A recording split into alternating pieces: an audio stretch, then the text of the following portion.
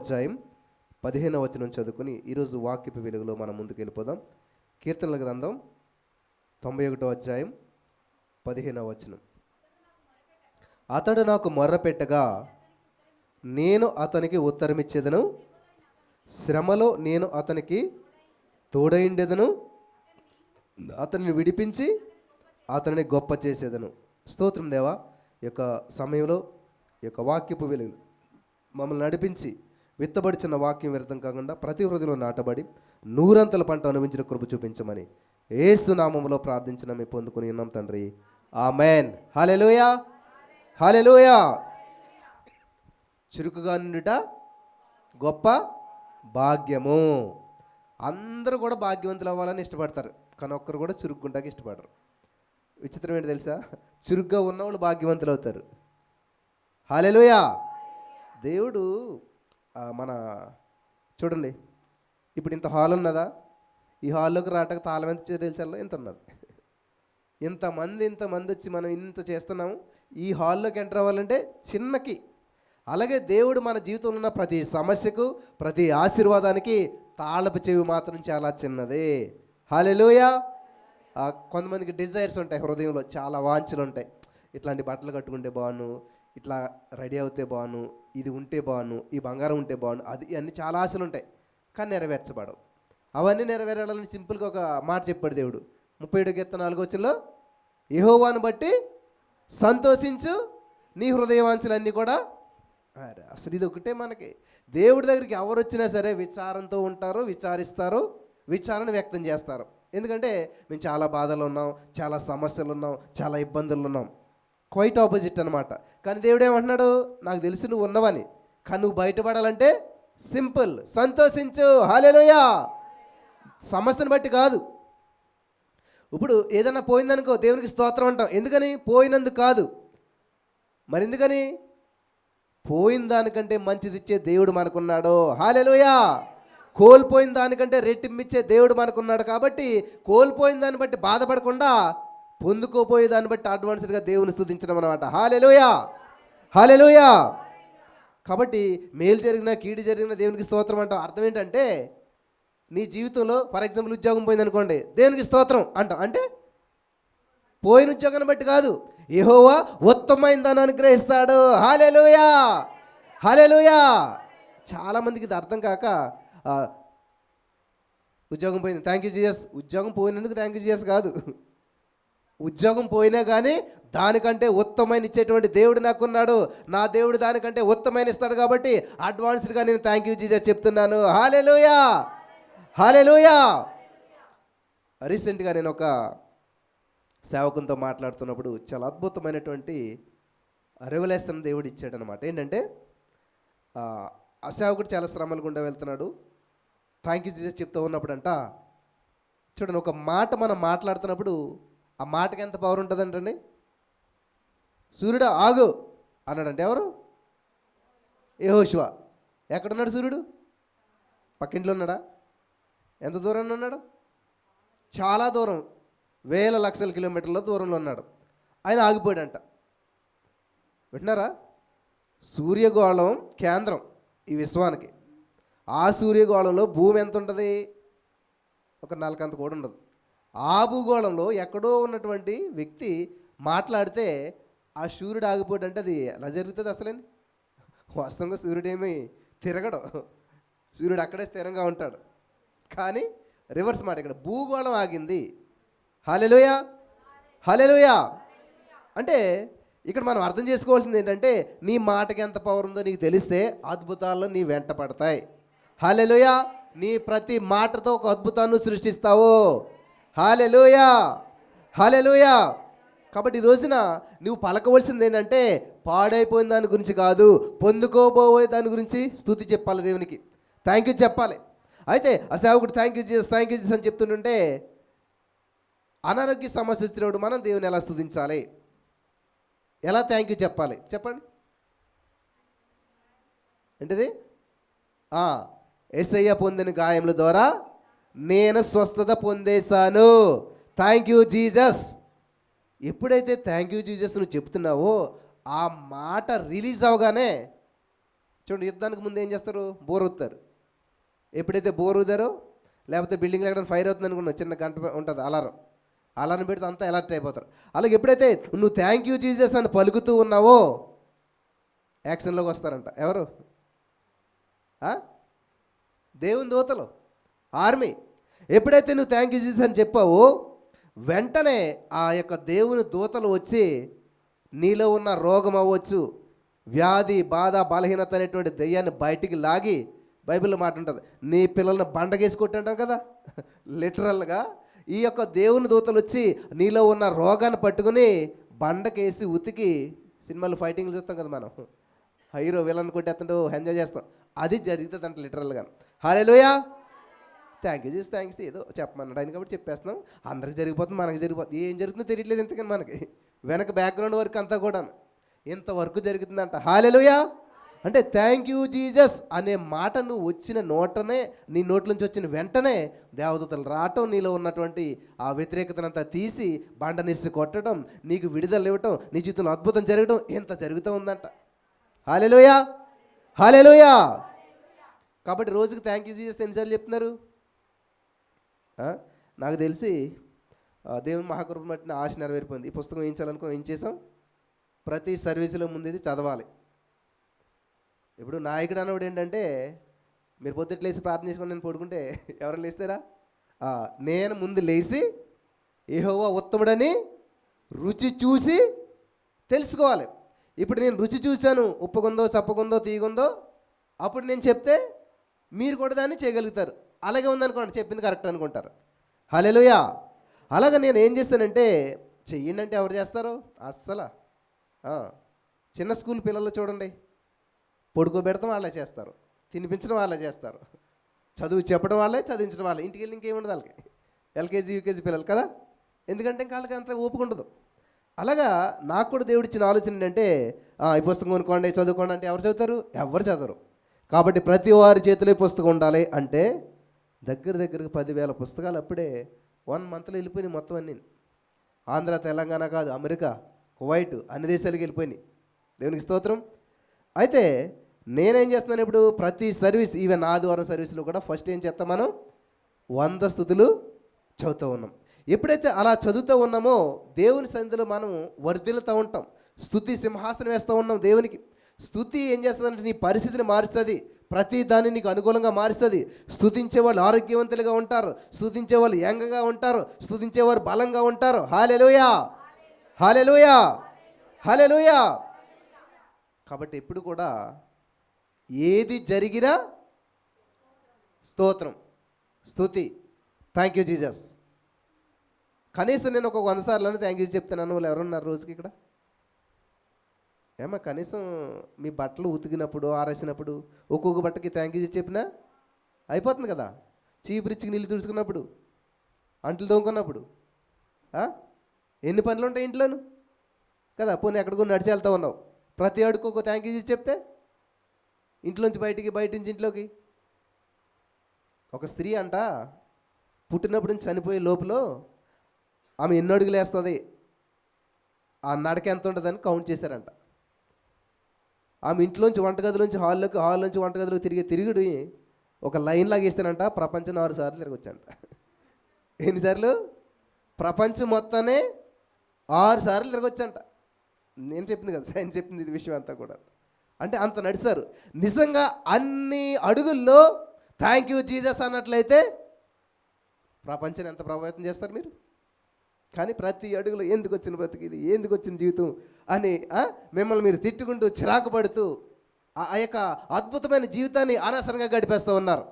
కానీ ఈరోజు నుంచి నేను మార్చుకుంటున్నాను, ప్రతి అడుగులో మరి పాడేస్తారు కదా, నే మట్టిలో చేరేదాకా కాదు, కానీ అది అనవసరం. కానీ ఇప్పుడు మీరేం చేయాలి, ప్రతి అడుగులో నేను థ్యాంక్ యూ జీసస్ చెప్తాను. హల్లెలూయా. హల్లెలూయా. మీరు ఎక్కి ప్రతి మెట్టులో థ్యాంక్ యూ చెప్పండి. మెట్టు ఎక్కుతున్నట్టు ఉంటుంది, ఏదో పూల పాన్ మీద మీరు అడుగేస్తున్నట్టు ఉంటుంది అనమాట. హల్లెలూయా. హల్లెలూయా. అదే మరి అగ్నిగుండంలో వాళ్ళకి ఎలాగుంది, ఆనందంగా ఉంది. ఎందుకని? ప్రతి దాంట్లో థ్యాంక్ యూ చేసి చెప్పారు కాబట్టి, దేవునికి కృతజ్ఞతాపూర్వకంగా ఉన్నారు కాబట్టి. హల్లెలూయా. హల్లెలూయా. ఎవరైతే ఆ కృతజ్ఞతతోటి నింపబడతాదో, దేవుని మహాకృప ఆలోచన ఉంది. అది ప్రార్థన చేయండి తొందరలో. ఈ బుక్ రిలీజ్ చేసి థ్యాంక్ యూ జీసస్ అనే పుస్తకం కూడా. థ్యాంక్ యూ జీసస్ అని చెప్తుంటేనంట ఈ భౌతికమైన లోకంలోనే మాత్రమే కాదు కానీ, ఆత్మలోకంలో మాత్రం కాదు కానీ, నీ మనసులో నీ లోపల ఒక అద్భుతం జరుగుతుందంట. ఏంటంట? కోపడ్డారనుకుంటే ఏమవుతుంది? కళ్ళు అదండి, కోపానికి కళ్ళుకి సంబంధం ఏముంది? ఎందుకు ఎరిపెక్కుతాయి చెప్పాలి. యాంగ్రీ అయిన వెంటనే ఈ యొక్క కళ్ళు బాగా ఎర్రబడిపోతాయి. కారణం ఏంటి అమ్మ చెప్పాలి. ఇది రోజు ఇది వాక్యం వెంటనే వెళ్ళిపోతున్నాను కాదు, నేర్చుకోవాలి ఖచ్చితంగా. అంటే నువ్వు ఎప్పుడైతే కోపడుతున్నావో కొన్ని రకాల ఎంజైమ్లు రిలీజ్ అవుతాయి నీ బాడీ లోపల. హల్లెలూయా, హల్లెలూయా. ఒక స్త్రీ పాలిస్తూ ఉందంట. పాలు తాగుతున్నాడు బిడ్డ, సడన్గా గొడవ స్టార్ట్ అయింది. ఎవరితోటి? పక్కవాడితోటి. ఈ పాలు తాగుతానున్నాడు, కానీ ఇప్పుడు ఏం చేసింది? గొడవ రేజ్ అయిపోయింది. గబగబా ఒక వ్యక్తి వచ్చి, అయ్యి బాబు పిల్లోడు చచ్చిపోయేలా ఉన్నాడని గప్పుడు ఆ పిల్లోని లాగడంట. ఇంతకేమైంది? ఎప్పుడైతే ఈవిడ అరుస్తూ కోప్పడుతూ పాలిస్తుందో, పాలు వెళ్ళట్లేదు పిల్లోడికి, బ్లడ్ వెళ్తుంది. ఏం వెళ్తుంది? రక్తం వెళ్తుంది. ఎందుకు అలా జరిగింది? ఎమోషన్, మనలో ఉన్న ఎంజైమ్లు రిలీజ్ అవుతుంటుంటాయి. హల్లెలూయా. అక్కడెక్కడో స్వీట్స్ చూస్తావు, లేకపోతే ఇక్కడెక్కడో పచ్చి మ్యాంగో చూస్తావు, ఆటోమేటిక్గా నీ నోట్లో ఏమవుతుంది? అదేంటి, దానికి దీనికి సంబంధం కనెక్షన్ ఏమనుందా? లేదా? ఉంది, కానీ అది వైర్లెస్ అనమాట. అలాగా ప్రతి మాటకి ఒక పవర్ ఉంటుంది. నువ్వు మాట్లాడే మాట ద్వారా నీ బాడీలో కొన్ని ఎంజైమ్లు రిలీజ్ అవుతాయి అనమాట. అలాగే థ్యాంక్ యూ చూసి చెప్పినప్పుడు అంట 4 రకాల ఎంజైమ్లు రిలీజ్ అవుతాయంట. హల్లెలూయా, హల్లెలూయా. కృతజ్ఞత అనేటువంటిది చాలా పవర్ఫుల్. ఎప్పుడైతే నువ్వు థ్యాంక్ యూ జీసస్ చెప్తూ ఉన్నావో, నీలో విడుదలైన ఆ ఎంజైమ్స్ ఏం చేస్తాయంటే నీ మనసుకి ఆనందాన్ని కలిగిస్తాయి, సంతోషాన్ని కలిగిస్తాయి. హల్లెలూయా. ఆరోగ్యాన్ని కలిగిస్తాయి. మరి ఇంత మంచి విషయం తాగినప్పుడు ఎందుకని చెప్పట్లేదు మీరు అసలేని? కూర్చున్నా థ్యాంక్ యూ జీసస్, నుంచున్నా థ్యాంక్ యూ జీసస్. అందుకని ఇంక ఇలా చేరీలో అని చెప్పేసి ఏం చేసి పోతుంటే నేను ఒక చిన్న వాల్ పేపర్ వేసి ఒక 1 minute టైం పెట్టి ఎంత స్పీడ్గా చెప్పగలుగుతారో, ఎన్ని చెప్పగలుగుతారని చెప్పి కొన్ని వేల మంది చేత ఎర్లీ మార్నింగ్ 4 గంటలకు నేనేం చేస్తున్నాను, 5 గంటలకి అంటే లాస్ట్కి వచ్చేసాక ప్రేయర్లో 1 minute థ్యాంక్ యూ జీసస్ చెప్పండి, థ్యాంక్ యూ చెప్పండి. మిమ్మల్ని చెప్పుకోమంటలేదు, నేను కూడా చెప్తూ ఉన్నాను అనమాట. Thank you Jesus, thank you Jesus, thank you Jesus. ఇన్ని వేల మంది ఒకేసారి చెప్తుంటే ఎంత ధూపంలాగా వెళ్తుంది, ఎన్ని అద్భుతాలు జరుగుతాయి, ఎన్ని ద్వారాలు తెరవబడతాయి. హల్లెలూయా. అంతే కదా, మనం ఎవరు ప్రార్థన చేయకుండా, ఎవరి గురించి ఏం చెప్పకుండా అనేక అద్భుతాలు జరిగిపోతూ ఉన్నాయి. ఈరోజు మార్నింగ్ ఒక సహోదరి ఫోన్ చేసింది, వైజాగ్ హాల్నైట్కి వస్తూ ఉన్నదంట. హాల్నైట్కి అద్భుతం జరుగుతుందా? బ్రదర్ ప్రార్థన చేస్తే అద్భుతం జరుగుతుందా? వచ్చి 3 నెలలు బట్టి తన భర్తకు ఉద్యోగం లేదు, ఏం చేయాలో అర్థం కావట్లేని పరిస్థితిలో చాలా బాధపడుతూ ఉందంట. చెప్పుంటుంది నాకు కూడా పరిస్థితి, అనేది ప్రేయర్ చేసి ఉండొచ్చు. అయితే రోజు ప్రార్థన చేస్తూ ఉంటుంటే విచిత్రంగా దేవుడు ఏం చేయడం అనుకుంటున్నారు, జాబు అలా ఆయనకి ఇవ్వలేదంట. ఎవరికి ఇచ్చాడు? ఈవిడికి జాబ్ వచ్చింది. హల్లెలూయా, హల్లెలూయా. ఇదే నేను చెప్పేది. విజ్ఞాపన ప్రార్థన అంటే ఏంటంటే ఎప్పుడైతే నువ్వు ఇతరుల కొరకు ప్రార్థన చేస్తావో, నిస్వార్థంగా ప్రార్థన చేస్తావో, దేవుడు వాళ్ళకంటే ముందు నిన్ను దీవిస్తాడు. హల్లెలూయా, హల్లెలూయా. పైగా ఏం జాబ్ అనుకుంటున్నారు? ఇది అక్కడెక్కడ చేసే జాబ్ కాదు, గవర్నమెంట్ దాంట్లో పనిచేసే జాబ్ వచ్చిందంట. అయ్యో అసలు నాకెక్కడ వస్తుంది ఇది, ఈ జాబ్కి నాకెక్కడ ఎలిజిబిలిటీ అని అనుకున్నదంట. కానీ అది ఇచ్చిదాకా అనుమానవాడికి అసలు నాకు ఎలాగొస్తుంది ఇది అంటే, అన్నా నేను ఇక్కడ జాబులో నుంచి ఉండే ఫోన్ చేస్తున్నానంటే పొద్దున ఫోన్ చేసింది. ఎక్కడి నుంచి? జాబులో నుంచే. హల్లెలూయా, హల్లెలూయా. విశాఖపట్నం నుంచి ఇంకొక సహోదరి పొద్దుటే చెప్పింది సాక్ష్యం. మార్నింగ్ లైవ్లో మీరు వినొచ్చు, పెట్టనేవి. వాళ్ళకి ఎన్నో సమస్యలు ఉన్నాయి, అప్పులు ఉన్నాయి. అప్పులు ఇవ్వాల్సిన వాళ్ళు అంటే అప్పు తీసుకున్నారు, తిరిగి ఇవ్వట్లేదు. ఎన్నిసార్లు అడిగి అడిగి అడిగి అడిగి అడిగి చిరాకు పడిపోయారు, విసుగు చెందేశారు. ఎలాగ వసూలు చేయాలో అర్థం కావట్లేదు. ఈ స్తుతి పుస్తకాలలో తీసుకుని అందరికి ఇచ్చారు. తర్వాత వాళ్ళు ఏం చేస్తారు, ఆ పుస్తకాన్ని పట్టుకుని రోజు చదవటం. 3 రోజులే చదవరంట. 3 రోజున ఎవరైతే ఇవ్వాలో వాళ్ళ ఇంటికి వచ్చి ఇచ్చేసి వెళ్ళిపోయారంట. హల్లెలూయా, హల్లెలూయా. మరి దీంట్లో ఏమున్నదంటారు? కాగితం ఏది అనుకుంటారు మీరు చాలామంది. నువ్వేదనుకుంటే అది. హల్లెలూయా. ఏముంది బట్ట ముక్క అనుకున్నారు అందరూ.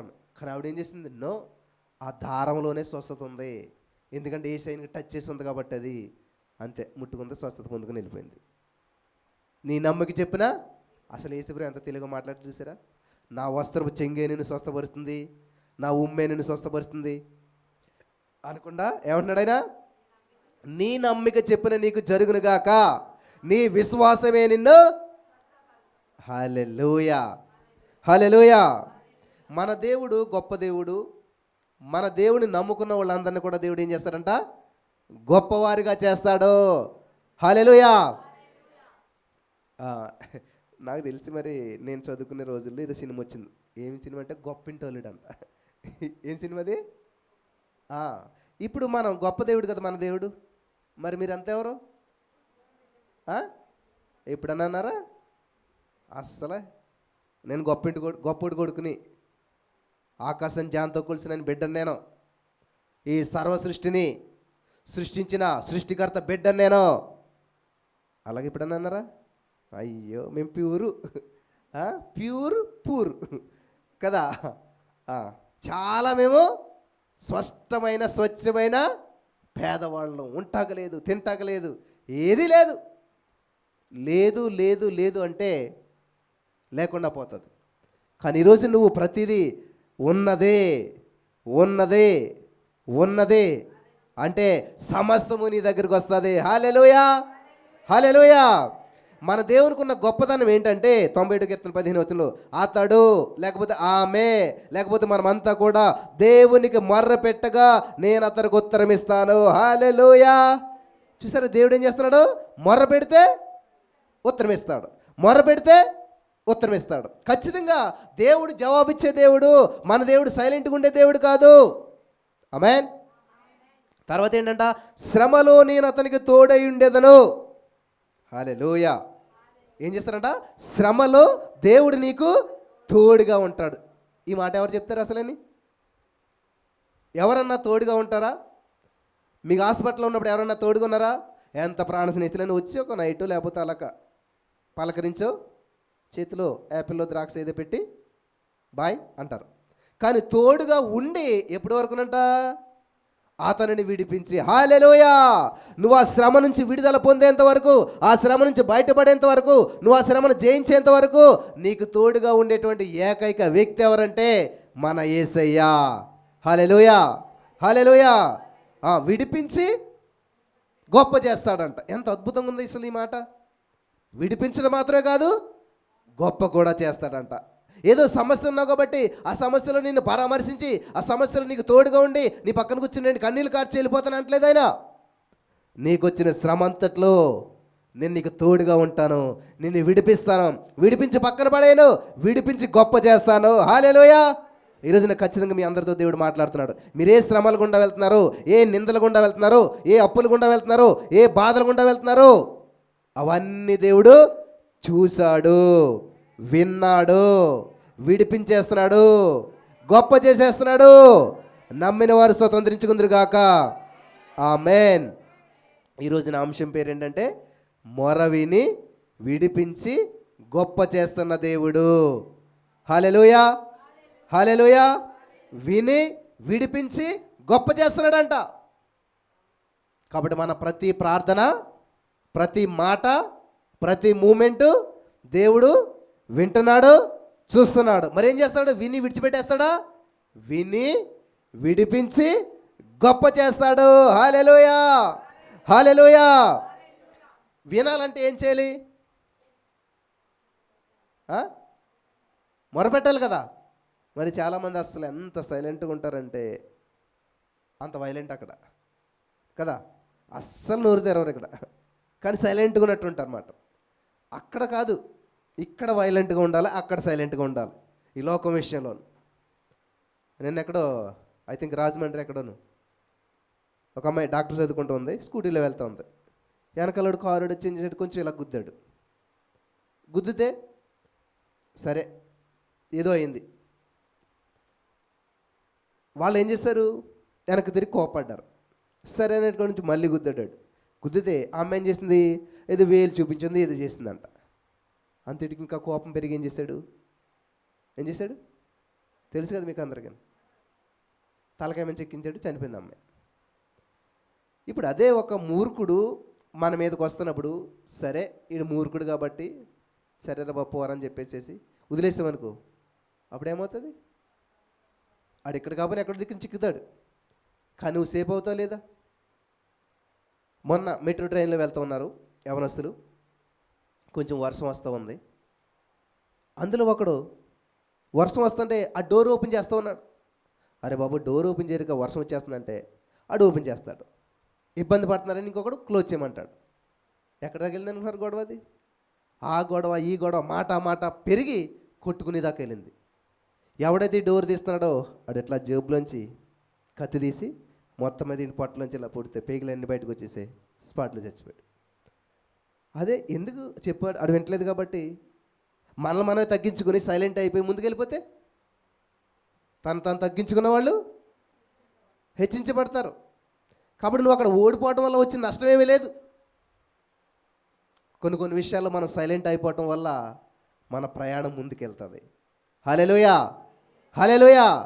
లేదంటే చూడండి, ఏం చిన్న విషయమే, ఎవడన్నా ఎక్స్పెక్ట్ చేస్తాడు ఈ జేబులో కత్తి ఉంటుంది ఇలాగ ఉంటుంది అని చెప్పేసి.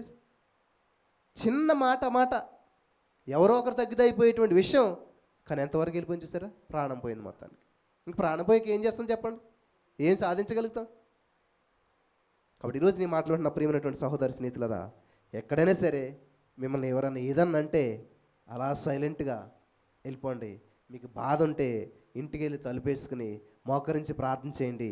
దేవుడు నిన్ను ఎలా చేయాలో, ఎలా హెచ్చించాలో అలా చేస్తాడు. హల్లెలూయా. యోసేపుని ఆ యొక్క మరి బానిసత్వంలో ఉన్నప్పుడు ఆ పై అధికారి చాలా హింస పెట్టివాడు. మీరు మూవీలో కూడా చూసుంటారు.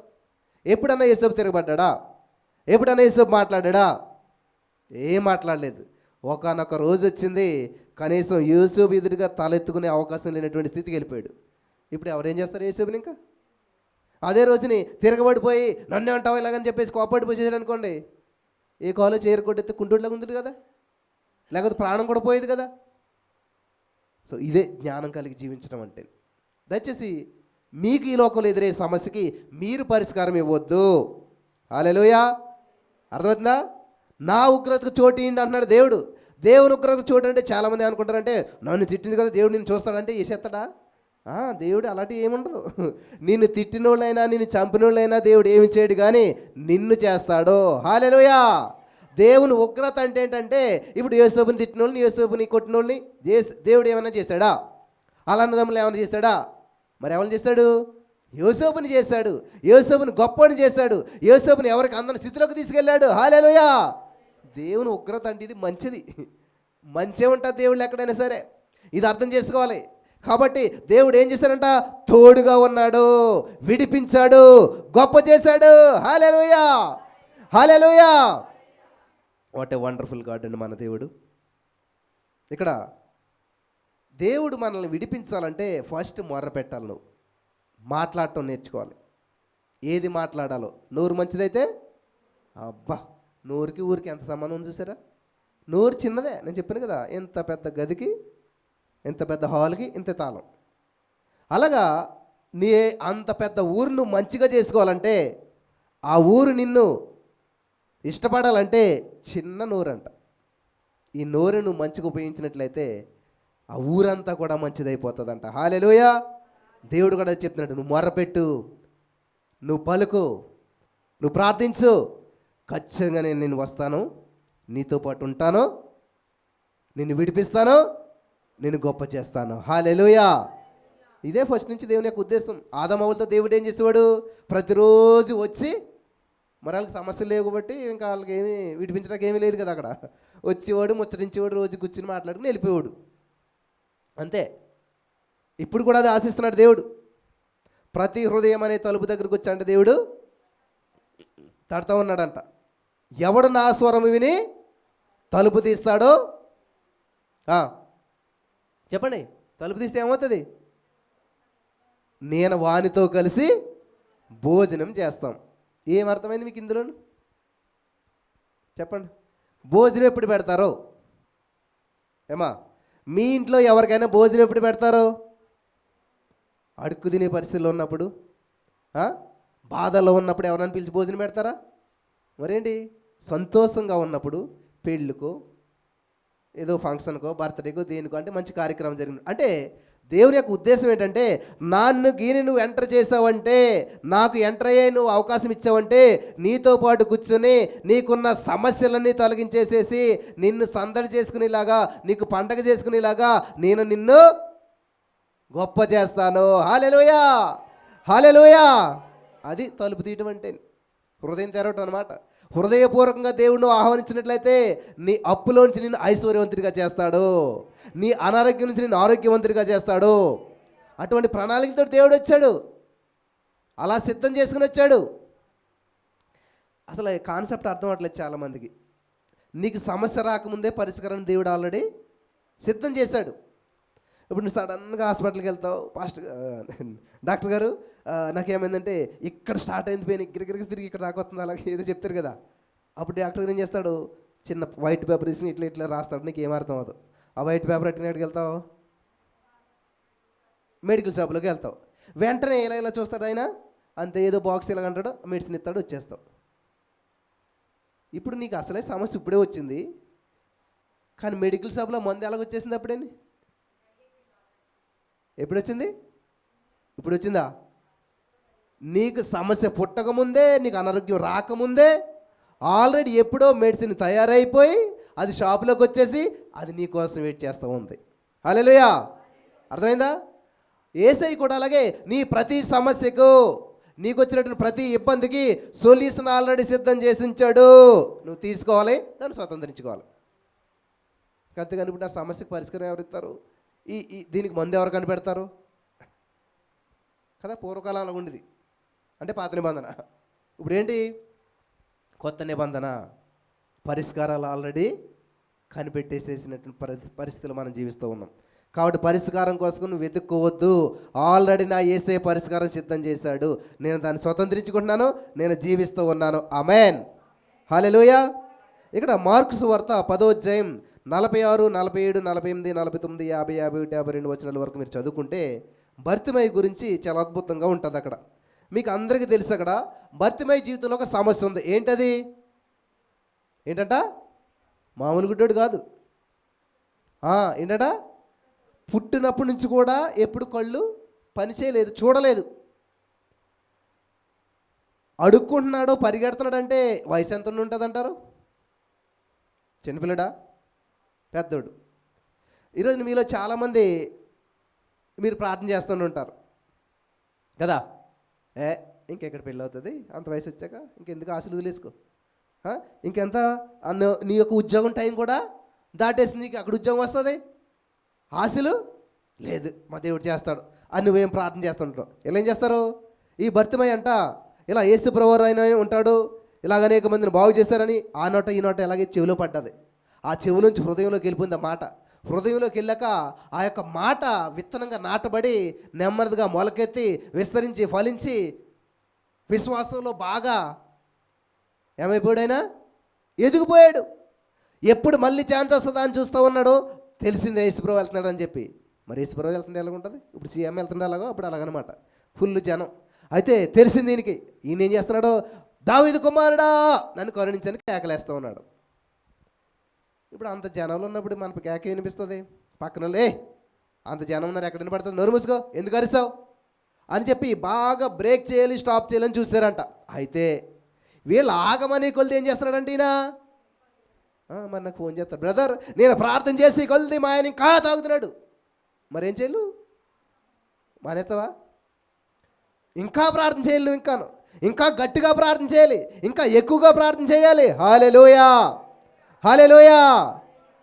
డాక్టర్ దగ్గరికి వెళ్తావు, కోల్డ్ ఫీవర్ ఏదో వస్తుంది, ట్యాబ్లెట్ ఇస్తాడు, 2-3 రోజులు వాడాక నువ్వు మళ్ళీ వెళ్తావు. డాక్టర్ గారు ఏం తగ్గలేదు అంటే అప్పుడు 200 నుండి డోసు కాస్త 500 చేస్తాడు ఆయన. ఏం చేశాడు? నీ జబ్బు కొంచెం బాగా ముదిరినట్టుంది, దీనికి డోసు సరిపోవట్లేదు. ఏం చేస్తాడు? డోసు పెంచాడా తగ్గించాడా? మనం ఏం చేస్తాం? వారం రోజులు ప్రేయర్ చేస్తాం, ఈ అబ్బాయితోటే పెళ్ళి అవ్వాలి, ఇక్కడే ఉద్యోగం రావాలి, ఇలాగే జరగాలి. చేసేసాక మళ్ళీ నాకు ఫోన్ చేస్తారు, మీరు చెప్పినట్టే రాశాను అందుకే జరగలేదంటాను. నేను చెప్పాను, నేను ఏమైనా అద్భుతం చేస్తానా?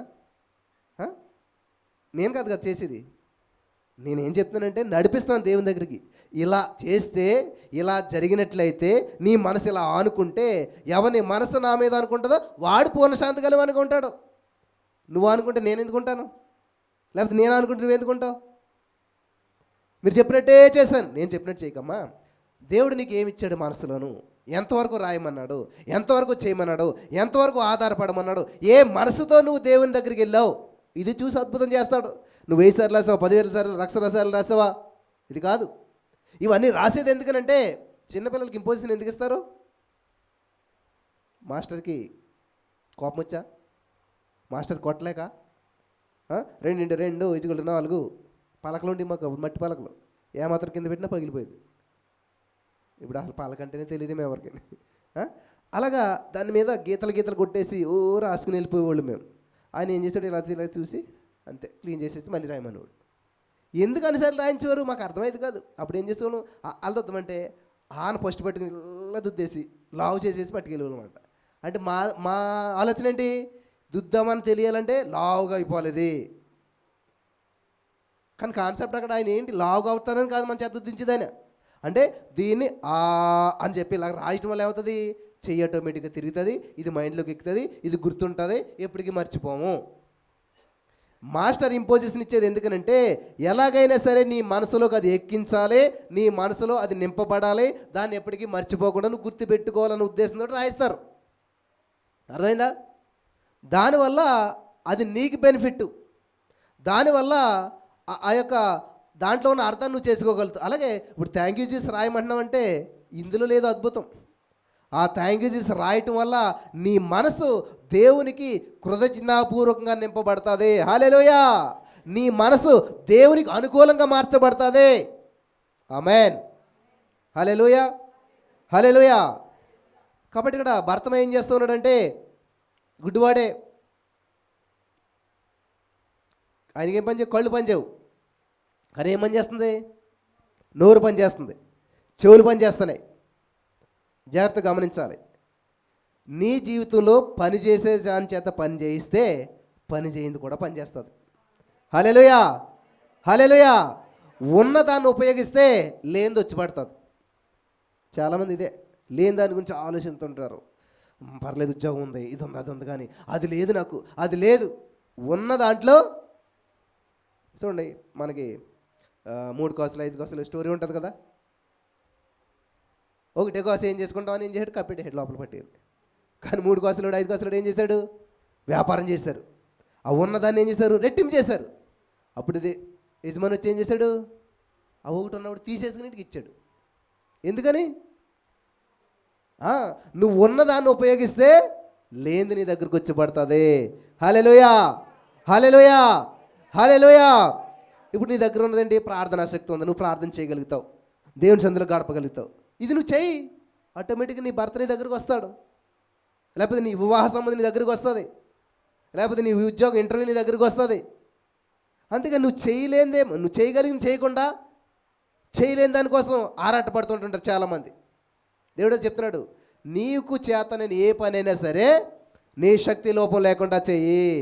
ఇక్కడ భర్త ఏం చేస్తున్నాడు, నోరు చక్కగా పనిచేస్తుంది, నోటికి లోపం లేదు, కాబట్టి దాన్ని ఏం చేస్తున్నాడు, 100% ఉపయోగిస్తూ ఉన్నాడు. హల్లెలూయా, హల్లెలూయా, హల్లెలూయా. నాకు దేవుని వాక్యం చెప్పడం వచ్చు, నేను ఈ విషయంలో ముందుకు వచ్చాను. అనేక మంది విమర్శించారు, అనేక మంది ఏదో అన్నారు, నాకు పాటలు పాడడం సరిగా రాదు, లేకపోతే నేను ఇంగ్లీష్లో అంతగా మాట్లాడలేను. 100 రకాల లోపాలు ఉన్నాయి. 100 రకాల లోపాలకు తొక్కు కిందకి నాకున్న ఒకే అవకాశాన్ని పట్టుకుని పైకి వచ్చాను. దేవుడు విస్తరింపజేశాడు. హల్లెలూయా, హల్లెలూయా. లేని దాని గురించి బాధపడడం ఎప్పుడు కూడాను, ఉన్నదాన్ని అభివృద్ధి చేసుకో, ఉన్నదాన్ని బట్టి ఆనందించడం నేర్చుకో. హల్లెలూయా. ఆ భర్తమై నోటిని ఉపయోగించాడంట, నోటిని ఉపయోగించి పలకడం మొదలుపెట్టాడు. వెళ్తున్న యేసయ్య ఆగిపోయాడంట. హల్లెలూయా, హల్లెలూయా. కాబట్టి ఈ రోజున నీ సమస్య పరిష్కారం కోసం నువ్వు మొరపెడుతూ ఉన్నావా, ప్రార్థిస్తూ ఉన్నావా, వివాహం కొరకు, ఉద్యోగం కొరకు, అప్పుల నుంచి బయటపడటం కొరకు ఏదో ఒక సమస్య నిన్ను వెంటాడుతూ ఉంది. ఎంత ప్రార్థన చేసినా ఫలితం లేనట్టుగా అనిపిస్తూ ఉంది. దేవుడు దగ్గరే ఉన్నట్టున్నాడు, దేవుడు సమీపంగానే ఉన్నట్టున్నాడు, కానీ నువ్వు ప్రార్థన చేస్తున్నావు, ఫలితం అనిపించలేదు, ప్రార్థన చేస్తున్నావు, ఫలితం అనిపించలేదు. అప్పుడు పక్క వాళ్ళు అంటారు, ఇంకెందుకులే, నోరు నొప్పు, ఆల్రెడీ కళ్ళు పోయి ఈ నోరు కూడా పోతుంది, కాబట్టి అరవద్దు, మాట్లాడొద్దు, సైలెంట్గా ఉండు అని అంటుంటే ఏం చేశాడంటే ఆయన, నో, ఎవరి మాట నేను విన్నావు, నా అద్భుతం పొందుకునేంత వరకు, నా చూపు చూసేంత వరకు నేను అరుస్తూనే ఉంటాను. ఇంకా బిగ్గరగా కేకలు వేయటం మొదలుపెట్టాడంట. హల్లెలూయా, హల్లెలూయా. ఒక విషయం మీ జరగనప్పుడు మీరు ఎంతమంది ప్రార్థించగలుగుతున్నారు? ఒక విషయం కొరకు మీరు ఎదురు చూస్తూ ఉన్నారు, కానీ అది జరగట్లేదు, అయినా సరే ఇంకా ఆసక్తిగా ఎంతమంది ఆ ప్రార్థన కొనసాగించగలుగుతున్నారు? దేవునికి స్తోత్రం, హల్లెలూయా. అది అసలైన విశ్వాసం, నిరీక్షణ అంటే. భర్తమయ్యని గురించి ఎందుకు రాశాడు? ఒక బెగ్గరు, రోడ్డు పక్కన ఉన్నటువంటి బెగ్గరు. ఆ వ్యక్తి గురించి పరిశుద్ధ గ్రంథాలు ఎందుకు లిఖించబడ్డది? ఆ కేక ఎక్కడ తీసుకొచ్చేసింది ఆయన్ని? బైబిల్లో దాకా తీసుకొచ్చేసింది. హల్లెలూయా, హల్లెలూయా. కేక ఎక్కడ తీసుకొచ్చిందంటే పరిశుద్ధ గ్రంథంలో అతని లైఫ్ స్టోరీ వచ్చేసింది ఏకంగా. ఆ కేక ఏం సాధించి పెట్టింది దానికి? ఆయనకి స్వస్థత, కంటి చూపుని తెచ్చేసిందంట. హల్లెలూయా. గంతులు వేస్తూ స్తుతిస్తూ ఏం చేయడంట ఆయన? పరిగెట్టిపోయాడు ఇంటికి. ఏం వెనక చూపు లేదు, ముందు చూపే. యేసయ్యతో పాటు స్తుతించుకుంటూ వెళ్ళిపోయాడంట. హల్లెలూయా. దేవుడు ఆశించేది కూడా అదే. నిన్ను దీవిస్తాడు, నిన్ను ఆల్రెడీ దీవెనలు ఏర్పాటు చేశాడు. అవి తీసుకున్న వెంటనే నువ్వు పరుగులు తీయొద్దు, ప్రభుని వెంబడించు, ప్రభుతో ఉండు, ప్రభుతో అంటు కట్టబడి ఉండు, ప్రభు కోసం జీవించడం నేర్చుకో. హల్లెలూయా, హల్లెలూయా. మరి భర్తమై జీవితంలో దేవుడు అద్భుతం చేశాడు. ఆ అద్భుతం గురించి ఈరోజు కూడా మనం ధ్యానిస్తున్నామంటే దేవుని వెంబడించాడు ఆయన. అద్భుతం పొందుకుని అక్కడితో వెళ్ళిపోలేదు. ఈరోజున మీలో చాలామంది ఈ వర్తమానం వింటున్న వారు అవుతూ కొన్ని వేల మంది వింటూ ఉన్నారు. అందరి జీవితంలో అద్భుతాలు చేశారు, కానీ అందరూ కూడా దేవునికి కృతజ్ఞతగా ఉంటే మిమ్మల్ని బట్టి అనేక మంది పాటికి మారేటువంటి వారు. మళ్ళీ సమస్య వచ్చినప్పుడు మళ్ళీ రావటం కాదు, ఎల్ల వేళలా కృతజ్ఞతలు చెప్పాలంటే దేవునికి. హల్లెలూయా. ఇంకొక విషయం చూద్దాం. రెండోదిగా నిర్గమకాండం 3వ అధ్యాయం 7వ వచనం మనం చదివినట్లయితే, నిర్గమకాండం 3వ అధ్యాయం, మరియు యెహోవా ఇట్లనెను, నేను ఐగుప్తులోనున్న నా ప్రజల బాధను నిశ్చయముగా చూచితిని, పనులలో తమను కష్టపెట్టు వారిని బట్టి వారు పెట్టిన మొరను వింటిని, వారి దుఃఖములు నాకు తెలిసి ఉన్నవి, కాబట్టి ఐగుప్తీల చేతిలో నుండి వాని విడిపించుటకును మంచి దేశంలో విశాలమైన మంచి దేశమునకు, అనగా కనానీలకు, హిత్తీలకు, అమోరీలకు, పెరిజ్జీలకు, హివ్వీలకు. చాలమ్మా. ఇక్కడ దేవుడు ఏమంటున్నాడంటే, వారి యొక్క ఆర్తనాదము నేను విన్నాను, వారిని విడిపించడానికి నేను దిగి వచ్చాను. హల్లెలూయా. ఏం చేశారంటే వాళ్ళు మొర్ర పెట్టారు. ఆ మొర విని దేవుడు ఏం చేశాడంట? ఎక్కడికి వచ్చాడు? వాళ్ళ దగ్గరికి వచ్చాడా? విన్నారా? ఇప్పుడు అక్కడ స్విచ్ చేస్తాం, ఇక్కడ ఫ్యాన్ తిరుగుతుంది, అక్కడ స్విచ్ చేస్తాం, ఇక్కడ లైట్ వెలుగుతుంది, అక్కడ ఉంటుంది కానీ ఇక్కడ వెలుగుతుంది. కనెక్షన్. ఇజ్రాయేలీలు నిట్టూర్పులు విడిచారు, ఆర్తనాదం చేశారు, మొర పెట్టారు దేవునికి. మొర విన్నటువంటి దేవుడు ఎక్కడికి వచ్చాడు? మోషే దగ్గరికి వెళ్ళాడు. ఇజ్రాయేల్ ప్రజల దగ్గరికి రాలేదు. చాలాసార్లు ఎంతో ప్రార్థన చేస్తావు, ఎంతో హృదయం భారంతో నిండిపోతుంది, ఎంతో మరి అదో తెలియనటువంటి వేదన లోపల ఉంటుంది, కానీ దేవుడు నీతో ఏం మాట్లాడినట్టు అనిపించదు.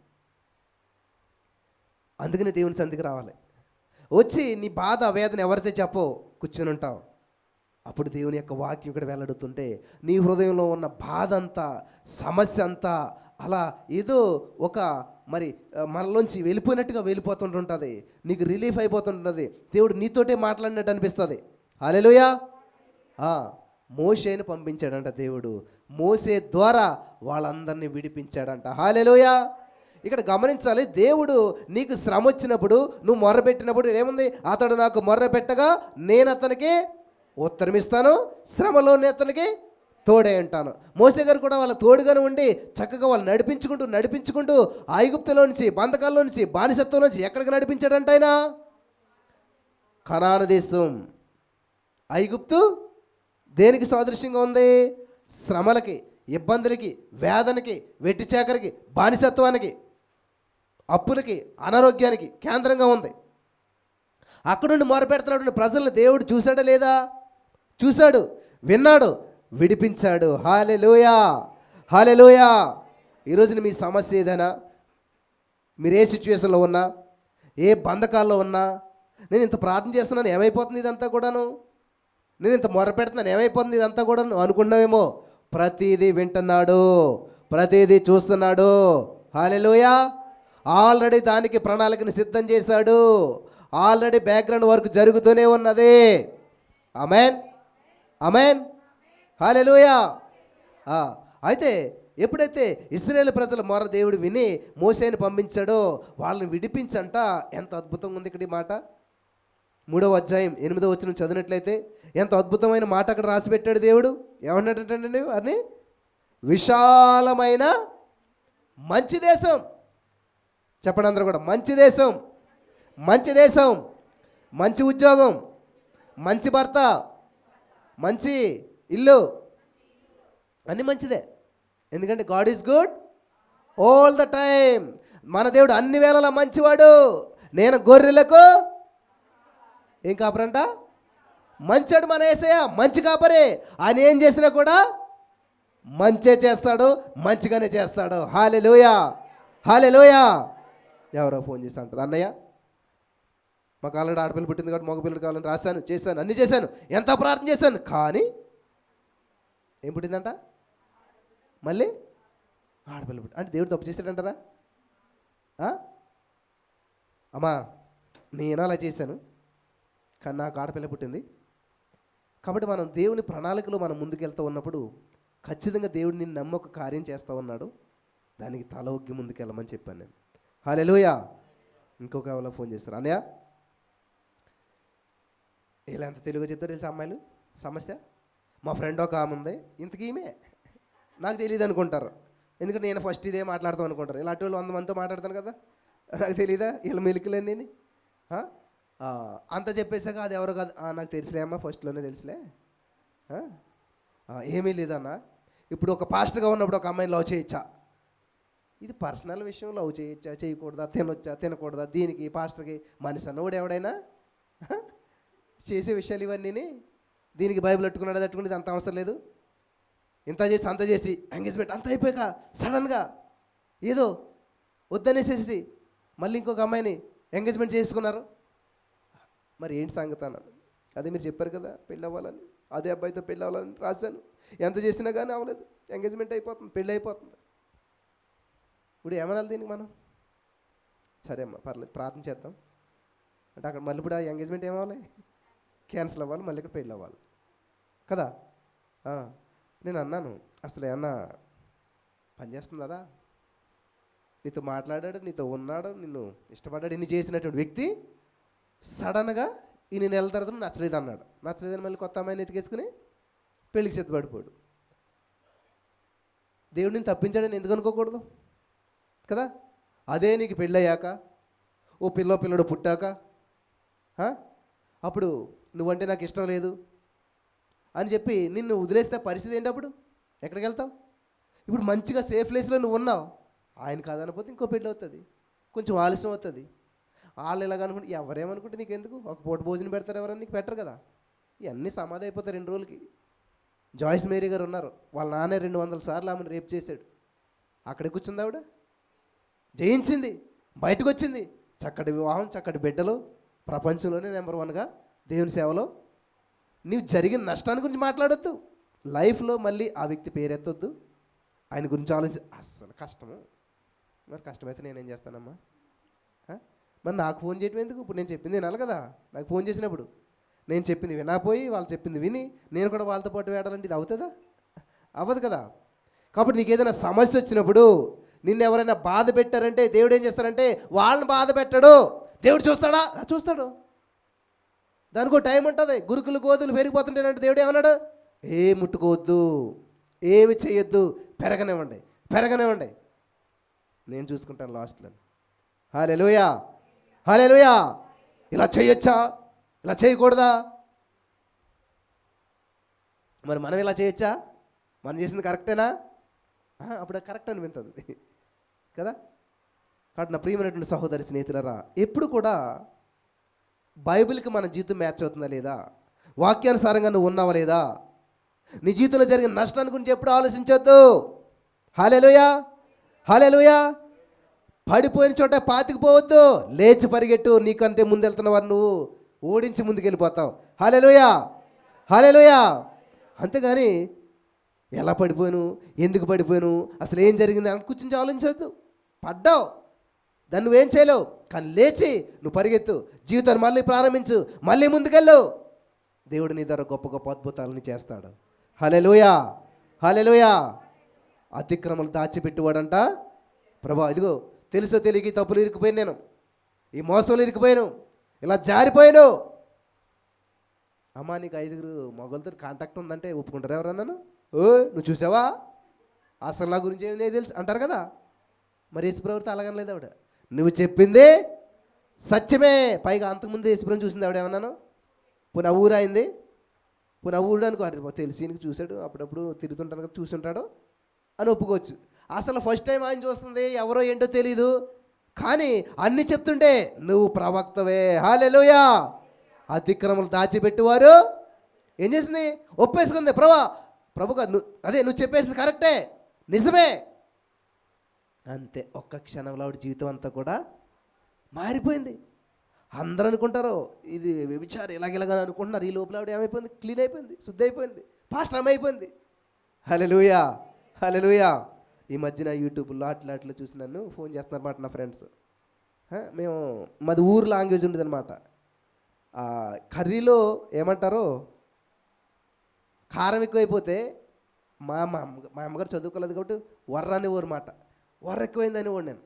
ఈ బిఎడ్ చేసేటప్పుడు అందరూ పగలబడినావు, ఏంట్రా లాంగ్వేజ్ ఏంట్రా, అసలు అది ఏంటి, అసలే నువ్వు ఎక్కడ ఏం చదువుకున్నావు నువ్వు తెలుసు అసలేని, ఇలా మాట్లాడుతున్నావు అలా మాట్లాడుతున్నావు అని అనేవారు. ఇప్పుడు వాళ్ళందరినీ అసలు ఏంట్రా అది, ఎలా చెప్తున్నావు అసలేని, ఎలా మాట్లాడుతున్నావు అసలేని, ఎలా ఇది ఏం జరిగింది అసలేని. హల్లెలూయా. తలుపు తీశాను నేను. ఏం చేశాను? యేసయ్య నా హృదయం అనే ద్వారం తట్టినప్పుడు తలుపు తెరిచాను, ఆయన నాలోనికి వచ్చేసాడు. హల్లెలూయా. ఎప్పుడైతే యేసయ్య మనలోనికి వచ్చాడో దేవుడు చెప్పడం, మీరు ఏం చేయలేదు, మీరు వెళ్ళి నిలబడని చాలు, నేను మాట్లాడతాను. ఒక మనిషి మాట్లాడితే మనకు చిరాకు వచ్చేస్తుందండి, ఒక మనిషి మాట్లాడితే మనం వినలేం. కానీ అదే దేవుడు ఆ వ్యక్తికి సహాయం చేసినప్పుడు ప్రతి మాటలో జీవం ఉంటుంది. హల్లెలూయా, హల్లెలూయా.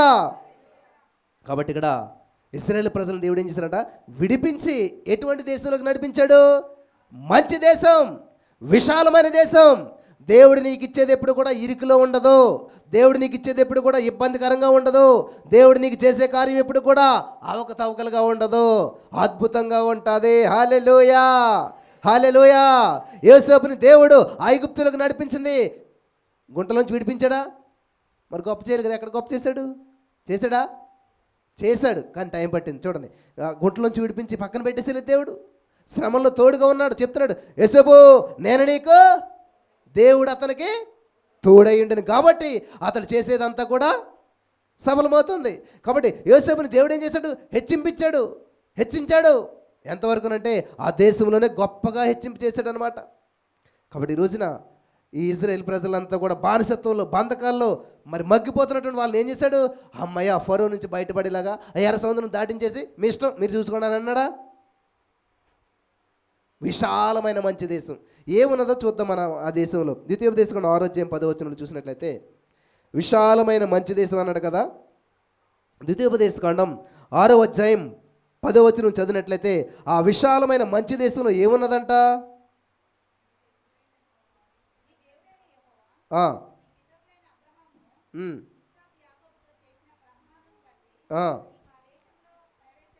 నేను ఆ దేశంలో ప్రవేశపెట్టి, చూడనమ్మా విన్నారా?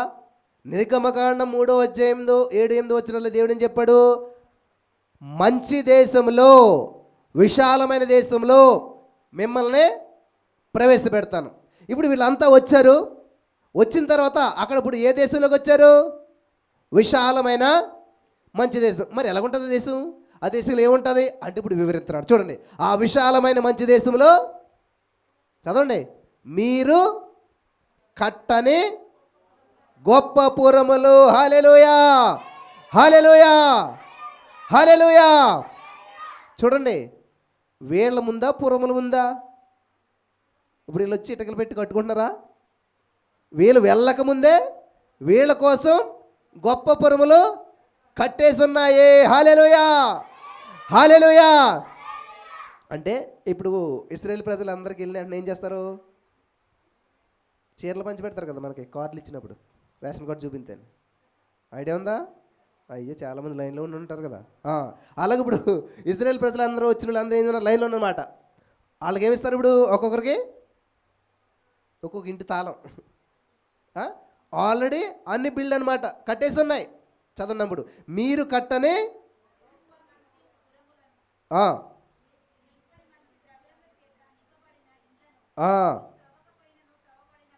హల్లెలూయా. చదివారా ఎప్పుడన్నా ఇది? అసలేని ఇంట్లోకి సోఫా కొనవసరం లేదంట, టీవీ కొనవసరం లేదంట, మంచి ధనానిది నింపబడిపోయినదంట. హల్లెలూయా, హల్లెలూయా. చెట్లు నాటవసరం లేదంట, బావిలు తవ్వవసరం లేదంట. ఎంత నీటి బాధ మనకు అసలేను. 2 రోజులకు జరుగుతుంది వాటర్. అట్లాంటిది ఇంట్లోనే బావి, ఒక్కో ఇంటికి ఒక్కో బావి, సర్వసమృద్ధి, అన్ని సమృద్ధిగా ఉన్నాయంట. చదవండమ్మా.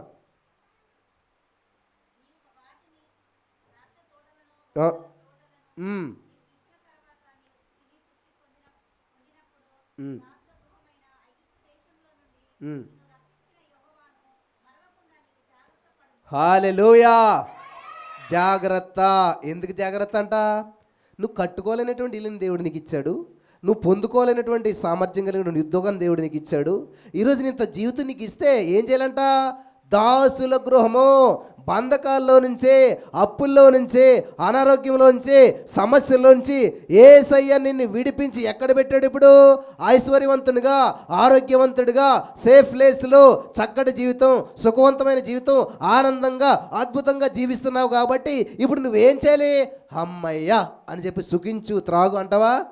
ఈ జీవితం ఇచ్చింది ఎవరంటే నాకు నా యేసయ్య. హల్లెలూయా. కాబట్టి ఆయన మర్చిపోకుండా ఆయన స్తుతించాలి. ఇప్పుడు ఈ బాధల్లో, అప్పుల్లో, సమస్యలను ఎంతగా స్తుతిస్తారు మీరు? అంతకు రెట్టింపు ఎప్పుడు స్తుతించాలి తెలుసా? బయటపడ్డాక. అప్పుడు రెట్టింపు హత్తుకోవాలి దేవుణ్ణి. కానీ ఇక్కడ రివర్స్ అవుతుంది అనమాట. సమస్యలు ఉన్నప్పుడు ఘోరంగా ఏడుతారు, ఎక్కడ పడితే అక్కడ ప్రార్థనకు వస్తారు, ఏది పడితే అది చేస్తారు, అంత చాలా దీనంగా ఉంటారు. ఎప్పుడైతే సమస్య తీరిపోయిందో ఇంకంత ప్రార్థన మానేస్తారు. మత్తమై ఏం చేశాడు? అప్పుడు దాకా అడుక్కునేవాడు, కానీ ఇప్పుడు ఏం చేస్తున్నాడు? గొంతులు వేస్తూ దేవుని స్తుతిస్తూ దేవునితో కలిసి జర్నీ చేస్తూ ఉన్నాడు. అందుకనే పరిస్థితి గ్రంథంలో రాయబడ్డ అలాంటి వాళ్ళ జీవితాలు. హల్లెలూయా, హల్లెలూయా, హల్లెలూయా. కాబట్టి ఇశ్రాయేలుని దేవుడు విడిపించడం మాత్రమే కాదు, కానీ గొప్ప చేశాడు. విశాలమైన మంచి దేశానికి ఎలా నడిపించాడంటే అద్భుతం, మహా అద్భుతం. ఇంకా వాళ్ళకి ఏం పని లేదు అసలేని. ఇల్లు ఎప్పుడు కడతారు? కట్టాలంటేనే ఆల్రెడీ కట్టేసి ఉన్నాయి. దానింట మొత్తం ఇంటీరియర్ అంతా సమృద్ధి ఉన్నది, చెట్లు, నీళ్లు, ఎవ్రీథింగ్ ఉన్నాయన్నమాట. మీరు ఎప్పుడన్నా ఆలోచించుకున్నారా? ఏమన్నా గోడకి చిన్న, అందరికి సొంత ఇల్లు ఉన్నాయి ఇక్కడ. సొంత ఇల్లు లేని వాళ్ళు ఎవరన్నా ఉన్నారా? అద్దెంట్లో ఉంటున్నారా అందరూ? దేవునికి స్తోత్రం. అద్దెంట్లో ఉన్నందుకు కాదు, సొంత ఇంట్లోకి వెళ్ళబోతున్నందుకు. హల్లెలూయా, హల్లెలూయా. కాబట్టి మీరు ఏం చేయాలంట? ఒక చిత్రం కలిగి, ఏంటో చిత్రం? మీకు నచ్చిన ఇల్లుని ఒక ఫోటో తీసుకుని, ఆ ఫోటోని, ఆ చిత్రాన్ని రోజు అక్కడ పెట్టుకుని, రోజు ఎక్కువ అద్దం దగ్గరికి వెళ్తారు కూడా అద్దం పక్కన పెట్టుకుని, ఆ రోజు దాని మీద చేతులేసి ఎన్నిసార్లు వెళ్తే అన్నిసార్లు థ్యాంక్ యూ జీసస్, ఈ గృహాన్ని మాకు ఇచ్చావు, నీకు వందనాలు. థ్యాంక్ యూ జీసస్, ఈ గృహంలో మమ్మల్ని ప్రవేశపెడుతున్నందుకు థ్యాంక్ యూ జీసస్ చెప్తూ ఉండండి. ఏ రోజు ఏం జరుగుతుందో తెలియదు. ఇజ్రాయేల్ ప్రజలు సడన్గా ఒక నైట్ వచ్చిందంట. ఆ నైట్లో మొత్తం ఐగుప్తు విడిచిపెట్టేసేసి ప్రయాణం ప్రారంభించారు. హల్లెలూయా. అలాగే ఈ రోజున దేవుడు ఖచ్చితంగా మీరు వాగ్దానాన్ని ఎత్తుపట్టుకోండి. ఆ వాగ్దానం ఒక రోజున స్వతంత్రించుకుంటారు. ఆమేన్. ఈ అద్దింట్లోంచి సొంత ఇంట్లోకి, ఐగుప్తులోంచి వాగ్దత్త భూమిలోకి వెళ్ళినట్లుగా ఖచ్చితంగా మన ప్రయాణం ఒకనొక రోజు ఖచ్చితంగా సిద్ధపరిచించాడు దేవుడు. ఆమెన్. నమ్మిన వారు స్వతంత్రించుకుందరుగాక. ఆమెన్. మొదటి సమయంలో 1 మీరు చదివినట్లయితే హన్న గారు ఉంటుంది. ఆవిడ అనేక ప్రయత్నాలు చేసింది, ఏ విధంగా చేసినా పిల్లలు పుడతలేదు. ఇంకేం చేసింది, కన్నీరు కన్నీరు కన్నీరు కన్నీరు కన్నీరు కార్చింది. అది పని అవ్వట్లేదు, ఎంత ఏడ్చినాను. ఈ కన్నీరు కాదని చెప్పి ఏం చేసింది, ఇంకా దేవుని సందులోకి వెళ్ళింది, మోకరించింది, ప్రార్థన చేయడం ప్రారంభించింది. నీవు నాకు మొర్రపెట్టుము, నేను నీకు ఉత్తరం ఇస్తాను. హల్లెలూయా, హల్లెలూయా. మొర్ర పెట్టనంత కాలం నీకు అలా ఆయన దగ్గర మొర్ర పెడుతుంది. నాకు ఎప్పుడు పుడతారు పిల్లలు? ఆయన ఏమన్నా నాకులాగా, నా వల్ల ఏమవుతుంది, దేవుడు కదా నీకు పిల్లలు ఇచ్చేది. ఓహో, ఇంకా రూట్ మార్చింది అనమాట. ఈయన వల్ల పని అవుతుంది మనకని చెప్పి అప్పుడు ఏం చేసింది, దేవుని సందులోకి వెళ్ళి అక్కడ మొర్ర పెడతా మొదలుపెట్టింది. ఎప్పుడైతే అక్కడ మొర్ర పెట్టిందో దేవుడు ఏం చేశారంట, చదవండి 91:15. నాకు మొర్ర పెట్టగా నేను అతనికి ఉత్తరం ఇస్తాను, శ్రమలో తోడై ఉంటాను, అతను విడిపించి. హల్లెలూయా, హల్లెలూయా. చూడండి, కన్నీటిలోంచి ఎక్కడికి వెళ్ళింది, ప్రార్థనలోకి వెళ్ళింది. ప్రార్థనలోంచి ఎక్కడికి వెళ్ళింది, జవాబులోకి వెళ్ళింది. జవాబులోంచి ఎక్కడికి వెళ్ళింది, సాక్ష్యంలోకి వెళ్ళింది. హల్లెలూయా. ఒకటే ఇచ్చాడా దేవుడు? సమయంలో ఒక్కడే ఇచ్చాడా? చాలామందిని ఇచ్చాడు. కానీ ఏదో చిన్న బిడ్డని ఇవ్వాలి కాబట్టి ఇచ్చాలేపో అని అన్నాడా? ఇశ్రాయేలు దేశానికే గొప్ప ప్రవక్తనిచ్చాడు. హల్లెలూయా. శ్రమలో, ఏడుపులోంచి, బాధలోంచి, ఆ యొక్క గొడ్రెలతనం నుంచి విడిపించడం మాత్రమే కాదు, నిన్నేం చేస్తాడంట, గొప్ప చేస్తాడు. హల్లెలూయా. ఇప్పుడు ఆవిడ అలాగే నడుచుకుంటూ వెళ్తుంది అనుకోండి. ఎవరన్నాను, ఎవరావిడ అంటే ఏమంటారు, ప్రవక్త సమూయేలు గారు వాళ్ళ అమ్మగారు. హల్లెలూయా. ఎవరంట?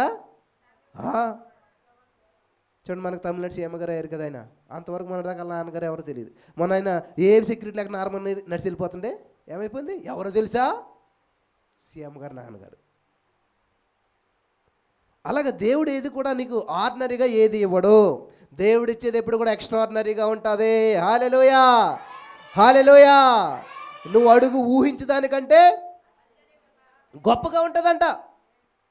చిన్న ఉద్యోగం, ఏదో చిన్నగా నలుగురిలో పెళ్ళి అయిపోతే బాగుండు, లేకపోతే చిన్న లైఫ్, చిన్న ఇల్లు, ఇలా అనుకుంటుంటాను నువ్వు. కానీ దేవుడు చిన్నగా ఇవ్వడు ఏది కూడా. ఎలా ఇస్తాడంటే విశాలమైన, అనండి ఏంటది, విశాలమైన చెడ్డ దేశమా, మంచి దేశము, విశాలమైన మంచిదే. హల్లెలూయా, హల్లెలూయా, హల్లెలూయా. కాబట్టి హన్నా ప్రార్థన ఆలకించినటువంటి దేవుడు ఇశ్రాయేలు దేశానికి ప్రవక్తగా పిలువబడేటువంటి కుమారుని ఇచ్చాడనమాట. దేవునికి మహిమ కలుగును గాక. అలాగే దావీదు కూడా నిరంతరం దేవుని స్తుతించేవాడంట, దేవుని ఆరాధించేవాడంట. ఎక్కడ? గొర్రెలు కాపరిగా ఉన్నప్పుడు చిన్న వయసులోను, ఎవరు పట్టించుకోలేనప్పుడు, ఒంటరితనంలో ఉన్నప్పుడు, ఎవడని చూసి ఎందుకు పిచ్చులాగా పాటలు పాడుకుంటావు, ఆ ఫ్లూట్ వాయించుకుంటావు. నేను ఒక సేవకుడు చెప్తున్నప్పుడు విన్నాను అనమాట.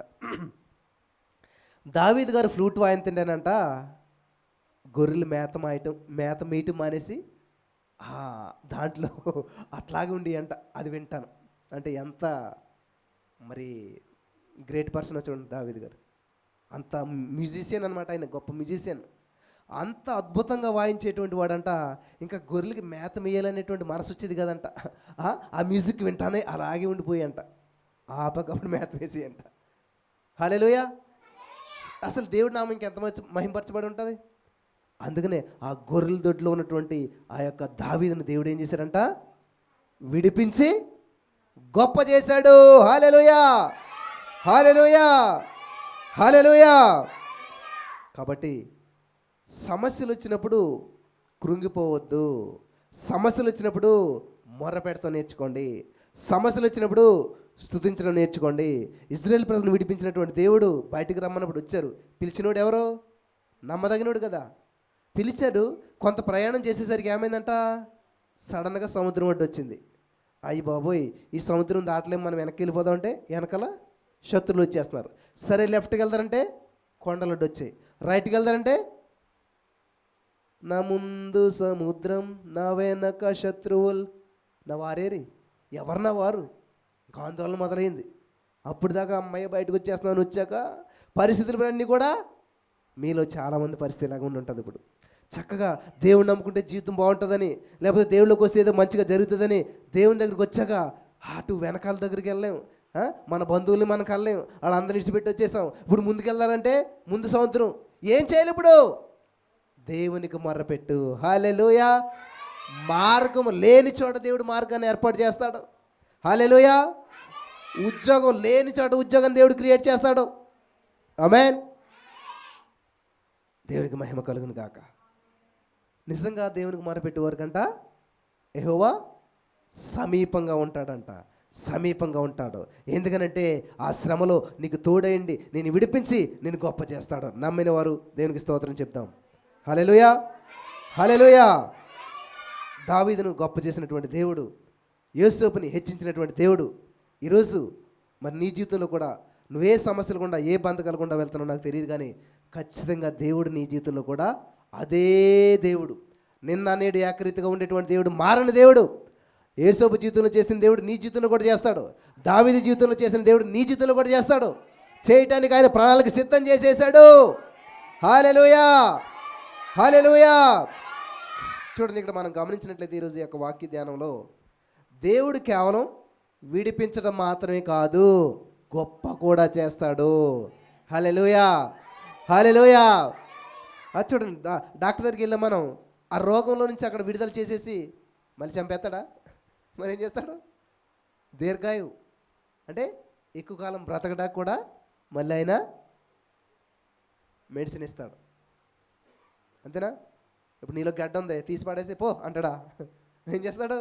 మళ్ళీ స్టిచ్ చేసేసి ఆ గాయం బాగు చేసి మళ్ళీ నార్మల్ పర్సన్ అయ్యి మరలా నీ జీవితాన్ని జీవించేలాగా చేసేంతవరకు అక్కడ ఉంచుకొని అప్పుడు నిన్ను పంపుతాడు. హల్లెలూయా. మన దేవుడు కూడా శ్రమల్లో, అప్పుల్లో, రోగాల్లో, బంధకాల్లో, నువ్వు మోసంలో ఇరికిపోతే అన్నట్లకి తోడుగా ఉంటాడు. కంగారు పడకలే, నేను చూశానులే నువ్వు ఎలా ఇరికిపోయావు, ఎలా మోసపోయావు, ఎలా నష్టపోయావు, నేను చూశాను కదా.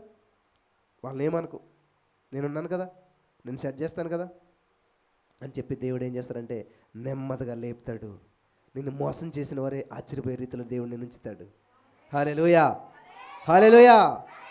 చూడండి, ఇక్కడ కేవలం దేవుడు విడిపించడం మాత్రమే కాదు కానీ గొప్ప చేశాడు. ఎవరిని? ఇశ్రాయేల్ ప్రజల్ని ఏదో బంధకాల నుంచి విడిపించి బయటికి రప్పించి వదిలేసేయలేదు. మరి ఏం చేశాడు? వాళ్ళని గొప్ప చేశాడు. వాగ్దత్త భూమిలో పాలు తేనెలు ప్రవహించే దేశంలో ప్రవేశపెట్టాడు. హల్లెలూయా, హల్లెలూయా. యోసేపుని ఆ యొక్క బానిసత్వంలో నుంచి, ఆ గుంటలోంచి, ఆ యొక్క జైల్లోంచి విడిపించి ఏదో నీ దేశం నువ్వు వెళ్ళిపో, నీ బ్రతుకు నువ్వు బతుకు అనలేదు దేవుడు. ఎక్కడైతే అవమానించబడ్డాడో, ఎక్కడైతే ద్వేషించబడ్డాడో, ఎక్కడైతే మరి నిందన అనిపించాడో అదే దేశంలో గొప్ప వ్యక్తిని చేసేసాడు. హల్లెలూయా, హల్లెలూయా. అలాగే దావీదుని, గొర్రెల కాపరిగా ఉన్నటువంటి దావీదుని దేవుడు ఏం చేశాడంటే రాజుగా చేశాడు. హల్లెలూయా. అక్కడ ఆ గొర్రెల దొడ్లోంచి విడిపించి మంచి పోస్ట్ ఇచ్చి అక్కడ వదిలేసే దేవుడు రాజుగానే చేశాడు అనమాట. హల్లెలూయా, హల్లెలూయా. మనకి పేతురు గారి జీవితాన్ని మీరు గమనించినట్లయితే, యేసుప్రభు నాకు తెలియదు అసలని 3 సార్లు అబద్ధం ఆడాడు. చిన్నపిల్లల దగ్గర అబద్ధం ఆడాడు, పెద్దల దగ్గర అబద్ధం ఆడాడు, ఎన్నోసార్లు త్రొట్టిల్లిపోయాడు, వైఫల్యమైపోయాడు. ఆయన యొక్క జీవితంలో చాలా పొరపాట్లు జరిగిపోయాయి. కానీ అటువంటి వ్యక్తిని దేవుడు ఏం చేశాడు తెలుసా? పో అన్నాడా? సతానా అన్నాడు కదా. విడిచిపెట్టాడా? విడిచిపెట్టలేదు. అటువంటి పేతుర్ని దేవుని ఆత్మచేత నడిపించి ఒక్క ప్రసంగంలో 3000 మందిని, రెండో ప్రసంగంలో 5000 మందిని ప్రభావితం చేసేలా చేశాడు, రక్షణ పొందేలా చేశాడు. హల్లెలూయా, హల్లెలూయా. అయ్యో, గతంలో నేను దేవుని విషయంలో తప్పిపోయినే, దేవునికి అనుకూలంగా నేను లేకపోయినే, నేను ఎంతో దూరం అయిపోయినే అని నువ్వు బాధపడుతున్నట్లయితే దేవుడు నీ దూరాన్ని దగ్గర చేస్తాడు, నీ లోపాన్ని సరిచేస్తాడు, నీ బలహీనతలో నుంచి నేను గొప్పగా చేస్తాడు. ఆమేన్. పేతురుని వాడుకున్నటువంటి దేవుడు పేతురు యొక్క వైఫల్యం నుంచి, మరి ఆ యొక్క అబద్ధాల నుంచి ఏం చేశాడు తెలుసా? గొప్ప సేవకునిగా, బలమైన సేవకునిగా, యేసుక్రీస్తు ప్రభువు నడిస్తే నీడపడి అద్భుతాలు జరిగినట్టు ఎక్కడ మనకు బైబిల్లో? యేసుప్రభు నీడపడి ఎవరైనా బాగుపడ్డారా? బైబిల్లో లేదు. కానీ పేతురు గారు నీడపడంట, పేతురు గారు వస్తున్నారంటేనంట మంచాల మీద ఉన్న రోగులు తీసుకొచ్చి ఆ దారిలో పడుకోబెట్టేసేవారంట. ఎందుకంటే ఆ పేతురు గారు నీడ ఒకవేళ వేల మీద పడితే, హల్లెలూయా, హల్లెలూయా. మనం ఎంత బలహీనులమో అంత బలంగా వాడుకునే దేవుడు మనకున్నాడు, అంత గొప్ప చేసే దేవుడు మనకున్నాడు. ఆమేన్, ఆమేన్, ఆమేన్. చూడండి, పౌలు శీలలో దేవుని నామం మహిమార్థంగా పరిచర్య చేస్తుంటే వాళ్ళు తీసుకెళ్ళి కొట్టి బలహీనపరిచి బంధకాల్లో వేసి జైల్లో వేశారు. నేరస్తులుగా చూపించారు. ఏం చేస్తున్నారు వాళ్ళు? దేవుని స్తుతిస్తూ ఉన్నారు. ఏమైంది అప్పుడు?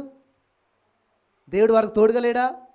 శ్రమలో నేను వారికి తోడుగా ఉన్నాను. వాళ్ళని విడిపించి ఏం గొప్ప చేశాడు? ఏ జైలు అధికారి అయితే జైల్లో పెట్టాడో అదే జైలు అధికారి ఇంటికి తీసుకెళ్ళి కుర్చీ వేసి కూర్చోబెట్టి ఆయన కింద కూర్చుని, అయ్యా మీరు చెప్పండి, మీరు బోధించనని చెప్పి దేవుని వాక్యం అంతా విన్న తర్వాత బాప్తీసం పొందాడు. హల్లెలూయా, హల్లెలూయా. వాళ్ళకి అయిన గాయాలు కట్టాడంట, చక్కటి భోజనం పెట్టాడంట. చూసారా? అదే కదా గొప్ప చేయటం అంటేనే. ఎవరైతే మనల్ని నిందించారో, ఎవరైతే మనల్ని జైల్లో పెట్టారో వాళ్ళే మనల్ని పిలిచి, వాళ్ళు మనల్ని గౌరవించి సత్కరించి వాళ్ళు రక్షణ పొందడం ఎంతో అద్భుతమైన విషయం. కాబట్టి ఈ రోజున ఈ మాటలు వింటున్నటువంటి నా ప్రియమైనటువంటి సహోదరి స్నేహితులారా, మనం ఏం చేయాలంట? సమస్య వచ్చినప్పుడు గందరగోళంలోకి వెళ్ళిపోవద్దు. ఏం చేయాలో దిక్కుతోచిన పరిస్థితిలోకి వెళ్ళదు, కానీ మొర పెట్టండి. దేవుడు మన మొర విని ఏం చేస్తాడంటండి? మొర విన్నటువంటి దేవుడు ఏం చేస్తాడు? విడిపిస్తాడు. హల్లెలూయా. విడిపించి ఏం చేస్తాడు? పక్కకు పోంటాడా? నిలబెడతాడు. హల్లెలూయా, హల్లెలూయా. నిలబెట్టిన దేవుడు ఏం చేస్తాడు? హెచ్చిస్తాడు, హెచ్చిస్తాడు. అప్పుడు దేవుడు హెచ్చించినాడు దేవుడు నీ జీవితాన్ని ఏం చేస్తాడంటే ఒక సాక్షిగా నిలబెడతాడు. కాబట్టి దేవుడు నిన్ను హెచ్చించాడు, దేవుడు నిన్ను నిలబెట్టాడు అంటే నువ్వేం చేయాలంటే ఖచ్చితంగా సాక్ష్యం చెప్పాలి, దేవుడి నామాన్ని మహింపరచాలి.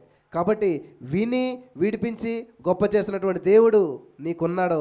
నీ కథ ఇంకా పూర్తి కాలేదు. హల్లెలూయా. చాలామంది అంటారు ఇంకా అయిపోయింది, నా చాప్టర్ క్లోజ్ అయిపోయింది. కానీ దేవుడు అంటున్నాడు, నేను ఇంకా ముగించలేదు, నేను ఇంకా వర్క్ చేస్తూ ఉన్నాను. సో మన జీవితం ఇంకా ముగించబడలేదు. ఖచ్చితంగా ఒక ఉన్నతమైన ప్రణాళికను సిద్ధం చేశాడు, మనల్ని గొప్ప వాళ్ళుగా చేస్తాడు. హల్లెలూయా. గొప్ప గొప్ప ఉద్దేశాలు, గొప్ప గొప్ప ప్రణాళికలు మనకున్నాయి. యేసూపుని, పేతుర్ని, మరి బత్తమైని వాళ్ళని అలాగే వదిలేసే దేవుడు గొప్పవారిగా చేశాడు. ఈ రోజుకి వారు చనిపోయిన వారి గురించి మనం చెప్పుకుంటూ ఉన్నామంటే కారణం దేవుడు చేసిన కార్యాలు. కాబట్టి ఈరోజు మీ జీవితంలో చేసిన అద్భుతాలను కూడా దేవుని మహిమార్థంగా సాక్ష్యంగా చెప్పినప్పుడు దేవుడి నామం మహింపరచబడుతుంది. ఈ మాటల ద్వారా పరిశుద్ధాత్మ దేవుడు మనల్ని బలపరచును గాక. ఆమేన్. ఏంటంటే మన అంశం విని విడిపించి గొప్ప చేసే దేవుడు, హెచ్చించే దేవుడు. హల్లెలూయా. స్తోత్రం దేవా. ఈ యొక్క వాక్య వెలుగులో మమ్మల్ని అందరూ నడిపించావు, బలపరిచావు, స్థిరపరిచావు. విన్న వాక్యం వ్యర్థం కాకుండా ప్రతి హృదయంలో నాటబడి నూరంతల పంట అనిపించిన కృప చూపించమని యేసు నామములో ప్రార్థించి నమ్మి పొందుకుని ఉన్నాం తండ్రి. ఆమేన్. హల్లెలూయా, హల్లెలూయా.